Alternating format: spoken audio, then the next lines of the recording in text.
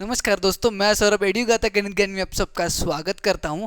ये rational numbers lesson का 10th part है और इस 10th पार्ट में हम लोग 5 महत्वपूर्ण क्वेश्चंस को सॉल्व करेंगे। अब ये 5 महत्वपूर्ण क्वेश्चंस कौन से हैं ये तो आपको तभी पता चलेगा अगर आप इस वीडियो को लास्ट तक जरूर देखते हो। तो चलिए शुरू करते हैं। शुरुआत करते हैं क्वेश्चन नंबर 1 के साथ। क्वेश्चन नंबर 1 कहता है the sum of two rational numbers is -4/11 if one of the numbers is 6 then find the other. अब यहाँ पे स्टेटमेंट दिया है कि दो रैशनल नंबर्स का एडिशन -4/11 है और उन दो रैशनल नंबर्स में से एक रैशनल नंबर अगर 6 है तो दूसरा कौन सा है वो फाइंड आउट करे।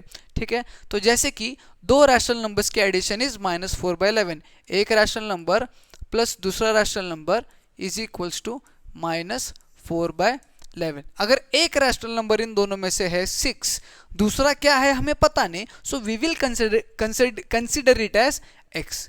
दूसरा rational number as x consider करते हैं और फिर फाइंड आउट करते हैं दूसरा रैशनल नंबर कौन सा है। अब यहाँ पर अगर हमें x की वैल्यू फाइंड आउट करनी है तो ये 6 ट्रांसपोज हो जाएगा उस साइड पे। अब ये 6 यहाँ पे प्लस था, वहां पे जाके माइनस हो जाएगा, तो ये x इज इक्वल्स टू बनेगा -4/11 -6, और 6 को मैं 6/1 भी लिख सकता हूं। Is that clear for you? यहां तक आपको क्लियर है? कोई डाउट है? नहीं। अब 11 1 एलसीएम अगर 11 लेते हैं या फिर क्रॉस मल्टीप्लाई भी करते हैं तो आपको आ जाएगा, क्या आने वाला है, 4 1 is 4, that is -4, -6 into 11 is -66 upon 11 into 1 is 11। ठीक है, उसके बाद x is equals to minus minus होगा एडिशन, बस साइन रहेगा माइनस का ही, तो 66 प्लस 4 रहेगा 70, तो आपका दूसरा rational number is -70/11। Is that clear for you? बहुत ही आसान सा क्वेश्चन था पहला क्वेश्चन। सिमिलरली दूसरा क्वेश्चन क्या कहता है ये भी जानेंगे। दूसरा क्वेश्चन कहता है what should be added to -11/24 to make -5/36। Similar question है, बस पूछने का तरीका अलग है। तरीका कहता है कि -11/24 में क्या ऐड करना चाहिए ताकि आंसर -5/36 आए। समझ में आ गया? समझ में आ गया क्या पूछा है? यहाँ पे पूछा जा रहा है कि -11/24 में हमें क्या ऐड करना चाहिए ताकि हमारा आंसर -5/36 आए। अब इसको किस तरह से सॉल्व करेंगे? सेम ट्रांसपोज वाला मेथड, जहां पर ये आपका -11/24 जब उस साइड पे जाएगा तो वो +11/24 होने वाला है। तो यहाँ पे x is equals to -5/36 plus 11/24 यहाँ पे आने वाला है। 36 24 का अगर हम एलसीएम निकालते हैं, क्या निकालते हैं? एलसीएम निकालते हैं तो क्या आएगा देख लेते हैं। 2 18 12 2 9 6 2 9 3 3 3 1 3 1 1 2 2 4 4 2 8 8 3 24 एंड 24 3 72। एलसीएम आपका आता है 72। एलसीएम कितना आया? 72। ठीक है, अब एलसीएम 72 आया है तो कोई बात नहीं, कर लेते x की वैल्यू फाइंड आउट। यहाँ पर 36 को क्या मल्टीप्लाई करेंगे तो वो 72 आएगा। 36 को 2 से मल्टीप्लाई करेंगे तो ऊपर भी 2 से करेंगे, तो 5 2 हो गया -10/72 प्लस 24 को किस चीज से मल्टीप्लाई करेंगे तो 72 आएगा, 3 से, तो नीचे 3 तो ऊपर भी 3। डिनोमिनेटर से मैं न्यूमरेटर का ऑपरेशन कर लो। यहाँ पे होता है माइनस प्लस माइनस, माइनस यानी subtraction, greater number sign greater is plus, तो प्लस 33 में से 10 जाता है तो 23 बचता है। आंसर इज आपका 23/72। समझ में आ गया? क्या ऐड करना है हमें -11/24 में 23/72, तब जाके हमारा आंसर -5/36 आने वाला है। थर्ड क्वेश्चन की तरफ बढ़ते हैं और थर्ड क्वेश्चन एक वर्ड प्रॉब्लम है। क्या कहता है वर्ड प्रॉब्लम? पढ़ने के बाद पता चलेगा। Question says that Arnav gained 7/9 cm height in 6 months In next 6 months he gained another 8 by 11 centimeter. Find the total height gained by Arnav in 1 year. क्या इजी क्वेश्चन है, पहले 6 महीने में 7 by 11 हाइट गेन किया है, उसके बाद अगले 6 महीने 7 by 9 सेंटीमीटर हाइट गेन किया है, उसके अगले 6 महीने में 8 by 11 सेंटीमीटर हाइट गेन किया है। दोनों को ऐड करने के बाद एक साल में कितना हाइट गेन किया है। इतना इजी क्वेश्चन को सर आप महत्वपूर्ण कह रहे हो, क्या है, बट इतना इजी क्वेश्चन में भी बच्चे गलतियां करते हैं, इसलिए मैं महत्वपूर्ण कहता हूं। अब यहाँ पे आपको फाइंड आउट करना है total height gained by Arnav in 1 year. तो आप यहाँ पे लिखोगे, वर्ड प्रॉब्लम है तो स्टेटमेंट लिखना बहुत जरूरी है। Height gained in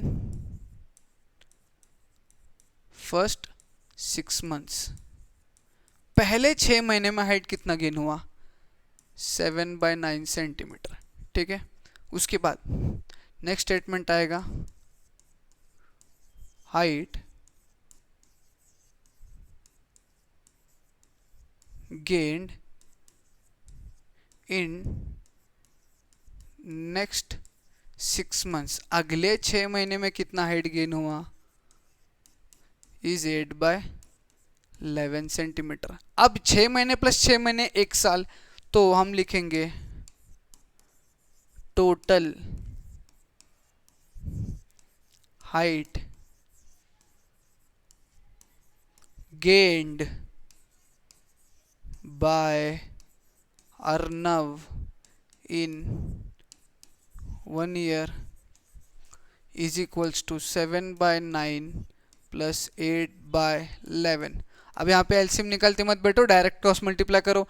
11 7 jar 77, 8 9 jar 72 upon 11 9 jar is 99। ठीक है, 7 + 2 इज 9, 7 + 7 इज 14, तो आंसर इज 149 by 99 सेंटीमीटर। कितना हाइट गेन किया उसने एक साल में, 149 by 99 सेंटीमीटर हाइट जो है उसने गेन किया है पूरे एक साल में। समझ में आ गया, क्वेश्चन इजी है, कुछ इस तरह से आपको लिखना होगा। चौथा क्वेश्चन भी एक वर्ड प्रॉब्लम है, और वर्ड प्रॉब्लम क्या कहता है ये पढ़ने के बाद पता चलेगा। A bullet train is running at a speed of 254 3 by 11 miles per hour. If the train needs to increase its speeds to 315 5 by 22 miles per hour, find the number of miles required the train to travel more in 1 hour. यानी कि वो बोल रहा है कि train की speed, यानी कि ट्रेन एक स्पीड पे जा रही है, that is 254 3 by 11 miles per hour. If the train needs to increase its speed, अब ये स्पीड से ट्रेन को अपना स्पीड इंक्रीज करना है 315 5 by 22 माइल्स पर आवर पे, तो कितने से स्पीड को इंक्रीज करना पड़ेगा, यानी कि ये स्पीड से ये स्पीड में आने तक जो इंक्रीमेंट है वो कितने का इंक्रीमेंट है, ये क्वेश्चन में पूछा गया है। हमें जो निकालना है वो सिंपल है, दैट इज स्पीड इंक्रीमेंट। क्या है, speed increment is equals to, क्या आएगा, is equals to 315 5 by 22 minus 254 3 by 11। ठीक है, इसको माइनस करना है। सबसे पहले तो ये मिक्स्ड फ्रैक्शन को इम्प्रॉपर में कन्वर्ट करेंगे। कैसे करना है आप लोगों को भी पता है, फटाफट इम्प्रॉपर में कन्वर्ट कीजिए और वैल्यूज के साथ यहाँ पे आ जाइए। अब यहाँ पर ध्यान से देखिएगा, 315 5 by 22 को जब हम लोग इम्प्रॉपर में कन्वर्ट करते हैं तो दैट बिकम 6935 6935 डिवाइडेड बाय 22, और 254 3 by 11 को मिक्स में इम्प्रॉपर में कन्वर्ट करते हैं तो 2797 by 11 हमारा आंसर आ जाता है। ठीक है, अब देखो यहाँ पे हमें सब्ट्रैक्शन करना है। डिनोमिनेटर्स में 22 और 11 दोनों चीज़ें हैं, 11 और 22 दोनों एक टेबल में आते हैं। जी हाँ सर, दोनों में से जो 11 है वो यहाँ पे प्रेजेंट है। जी हाँ सर, तो जो बड़ा नंबर है 22 that will be your LCM, यानी कि इस पूरे फ्रैक्शन को आपको 2 से मल्टीप्लाई करना पड़ेगा। इस पूरे रैशनल नंबर को एक्चुअली 2 से मल्टीप्लाई करना पड़ेगा, तो हमारा सब्ट्रैक्शन ईजी हो जाएगा। यानी कि 6935 अपॉन 22 माइनस, अगर 2797 को 2 से मल्टीप्लाई करते हैं, 7 2 ज़ार 14, 9 2 ज़ार 18 प्लस 1 19, 7 2 ज़ार 14 प्लस 1 15, 2 2 ज़ार 4 प्लस 1 5, तो ये हो जाएगा 5594 by 22। अब यहाँ पे 6935 में से 5594 को सब्ट्रैक्ट करेंगे आप ही के सामने, ताकि हमारा आंसर आ जाए। 6935 माइनस 5594, 5 में से 4 1, 13 नहीं 12 नहीं सॉरी 13 में से 9 10 11 12 13 4, और यहाँ पे बचता है 8 में से 5 3, और 6 में से 5 1, 1341। तो ये आंसर आया 1341/22 माइल्स पर आवर। ये है उसकी स्पीड इंक्रीमेंट, यानी कि इतने से उसे स्पीड को इंक्रीज करना पड़ेगा, तब जाके उसकी स्पीड ये बढ़ने वाली है, मतलब ये होने वाली है। ये स्पीड से ये स्पीड में आने के लिए उसको इतने स्पीड का इंक्रीमेंट करना पड़ेगा। Is that clear for you? एक टास्क छोटा सा आपके पास ये है कि ये तो मैंने इम्प्रॉपर में लिख लिया, बट यहाँ पे दोनों भी मिक्स्ड में दिए, तो आपको इसको मिक्स्ड में करना बहुत ज़रूरी है। करिए और कमेंट सेक्शन में आंसर जो है वो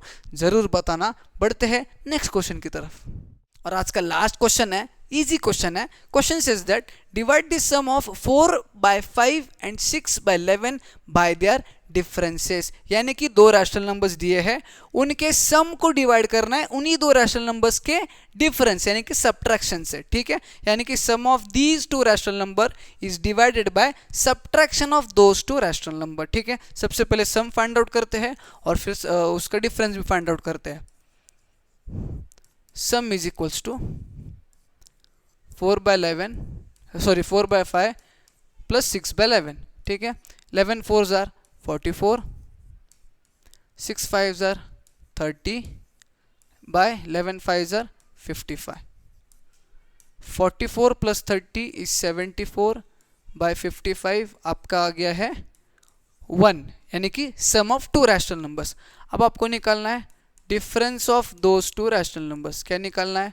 डिफरेंस। काफ़ी इजी है, ज़्यादा टेंशन वाली बात ही तो नहीं है। 4/5 में से 6/11 को सब्ट्रैक्ट कर देंगे। 11 4s are 44 minus 6 5s are 30 upon 55। 44 में से जब 30 जाएगा तो बचेगा 14/55। Is that clear for you? ठीक है, अब हमें इन दोनों को डिवाइड करना है, तो हम लोग क्या लिखेंगे? डिवाइडिंग स्टेटमेंट 1/2, यानी कि 74/55 को डिवाइड कर रहे हैं 14/55 से। ठीक है, यानी कि 74/55 को मल्टीप्लाई कर रहे हैं 55/14 से। समझ में आ रहा है? 55 cancel out, 55 1s are 55, 55 1s are 55। अब यहाँ पे 2 7s are 14, 2 3s are 6, 1 4 2 7s are 14। तो यहाँ पे आपका आंसर आया है 37/7। 37/7 इज योर फाइनल आंसर। यानी कि ये दोनों के सम को अगर इन्हीं दोनों के डिफरेंस यानी कि सब्ट्रैक्शन से डिवाइड करोगे तो आंसर आएगा 37/7। Is that clear for you? आज के 5 महत्वपूर्ण क्वेश्चन यहाँ पे समाप्त हो चुके हैं। अगर ये 5 महत्वपूर्ण क्वेश्चन आपको समझ में आते हैं, अच्छा लगता है, तो वीडियो को जरूर लाइक करना, ज़्यादा से ज़्यादा बच्चों में शेयर करना है, तो चैनल को सब्सक्राइब करके जाना। हम मिलेंगे नई वीडियो में।